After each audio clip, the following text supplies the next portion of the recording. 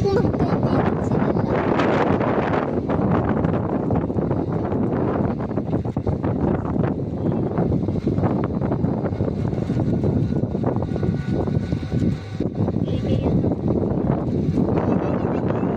Joke lang, hindi, peke. Dapat mas sexy.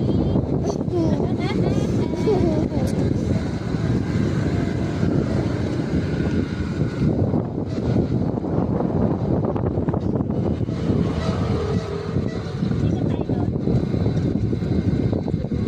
Diretso tayo. De! Oh. Dito kayo nag-iigib dati. Hello, saan kayo punta?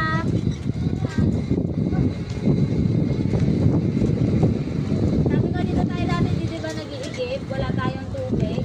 Ngayon, di ganun na lang yung tubig nila. Di pa sila nagpupuno ng tubig sa CR.